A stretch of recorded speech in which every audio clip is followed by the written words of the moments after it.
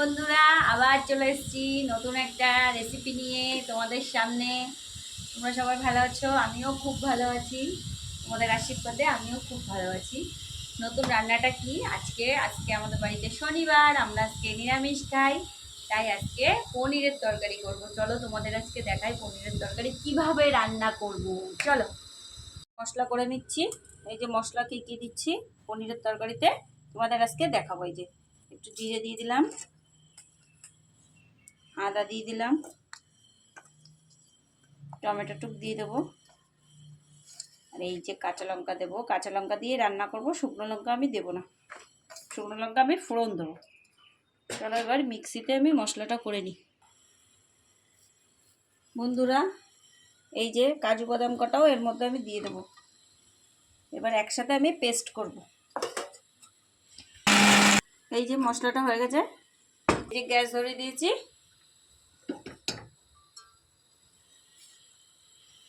তেল গরম হয়ে গেছে, আমি এখন এই যে পনিরগুলো ভেজে নেব।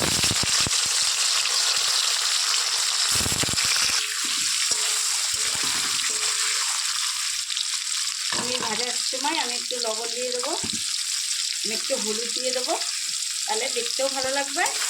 আর পনিরগুলো ভাজলে পরে হলুদ হলুদ দেখাবে, ভালোও লাগবে দেখতে। তোমরা চাইলে বাড়িতেও করতে পারবে, একদম ঘরোয়া রান্না, খেতেও ভালো লাগে। শনিবারের দিন তো আজকে মাছ মাংস আমরা কেউ খাই না।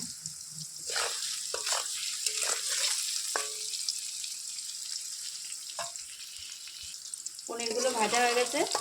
আমি পনির বেশি ভাজবো না, ভাজলে পরে তরকারিতে দিলে পরে একদম শক্ত শক্ত হয়ে যায়। আমি হালকা ভেজে নিলাম। এই তেলে আমি এবার আলুগুলো ভেজে নেব।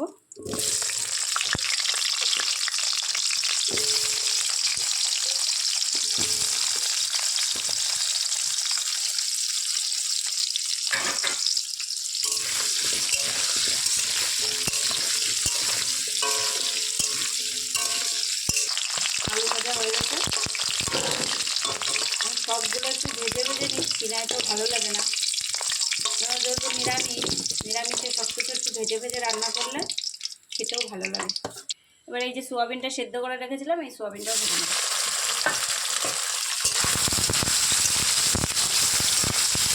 সোয়াবিনটা ভাজার সময় আমি একটু লবণ আর একটু হলুদ দিয়ে দেবো, আমার সোয়াবিনটা কীরকম লাগে। সোয়াবিনটা অনেকে পছন্দ করে না, আবার অনেকে পছন্দ করে। আমার তো সোয়াবিনটা খুব খুব ভালো লাগে, আর এই রান্নাটাও খুব ভালো লাগে। এরকমভাবে করলে, এরকমভাবে রান্না করলে খুব ভালো হয় খেতে। শনিবারের দিন এরকমভাবে রান্না করবো, বাচ্চারাও ভালো খাবে, বড়রাও খাবে। সোয়াবিনটা ভাজা হয়ে গেছে।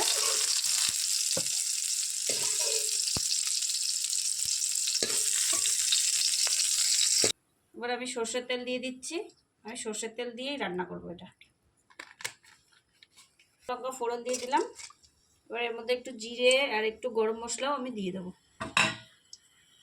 জিরে টুক দিয়ে দিলাম, অল্প করে জিরে দিলাম।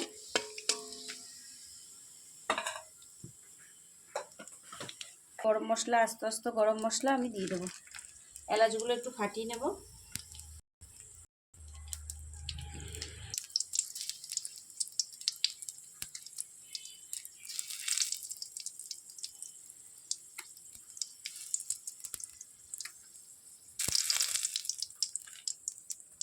এবার এই যে এইগুলো এলাচ আর দেবো না, এই যে লবঙ্গ, দারচিনি আর এলাচ আমি আগে ফাটিয়ে দিয়ে দিয়েছি। আমি করেছিলাম আদা, টমেটো, লঙ্কা আর হচ্ছে তোমার এই সব যা পেস্ট করেছি, কাঁচা লঙ্কা এইটা দিয়ে, আর কাজু বাদাম ওটা দিয়ে আমি দিয়ে দিচ্ছি।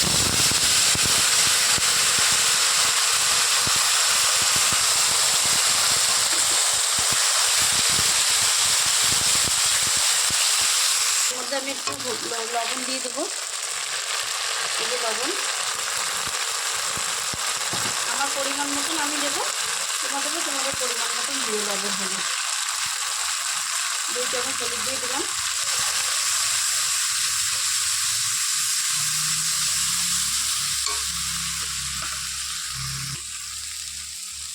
এক চামচ কাশ্মীরি শুকনো লঙ্কার গুঁড়ো দেবো।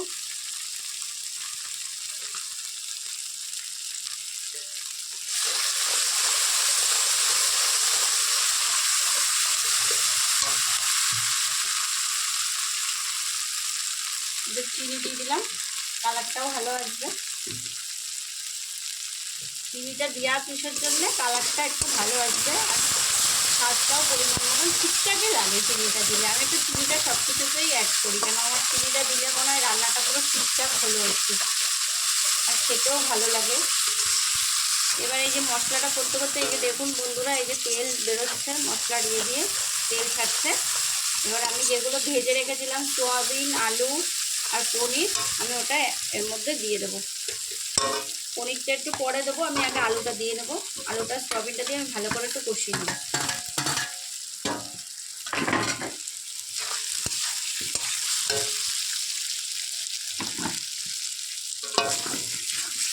সামান্য একটু জল দিয়ে দেবো। মশলা দেওয়া জলটাই আমি দিয়ে দিলাম।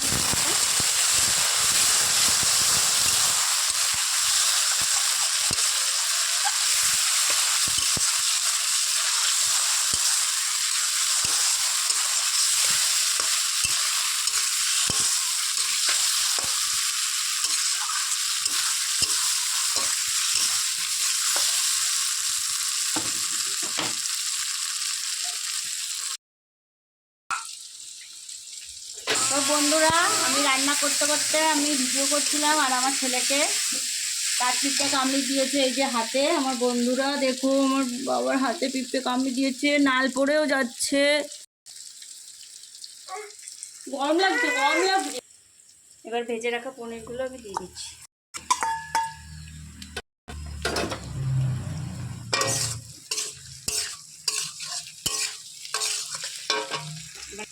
জল দিয়ে দেবো।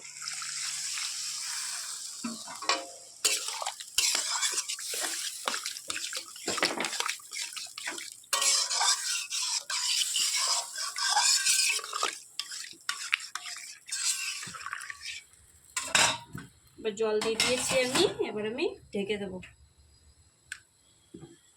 এবার এটা 10 মিনিট হবে, তারপর নামিয়ে দেবো। তো গাইস, মা রান্না করতে থাকুন, ততক্ষণ আমি একটু আম নিয়ে যাই।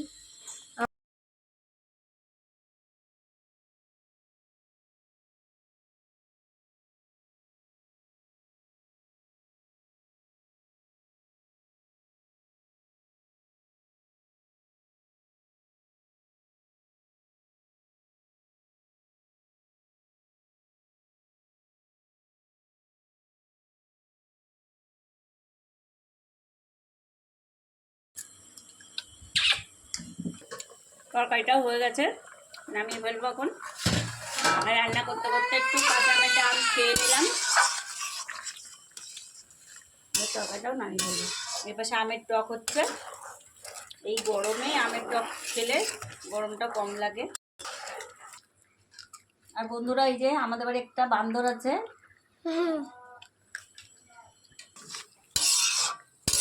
এখন বন্ধুরা কি সুন্দর কালার এসছে, একদম ঘরোয়া রান্না। এই আমের টক রান্না করতে গেলে কিন্তু আমটাকে ভালো করে এরকম গালি দিতে হবে। এই যে তরকারি নামিয়ে ফেললাম। এই যে চিনি দিয়ে দিচ্ছি আমের টকের মধ্যে। আজকে শনিবার, অনেক কিছু রান্না হচ্ছে, সেগুলো তোমাদের সাথে শেয়ার করতে পারলাম না। এই দুটো জিনিসই তোমাদের দেখিয়ে দিলাম। মেন, একদম মেন তো পনিরের তরকারিটা করলাম।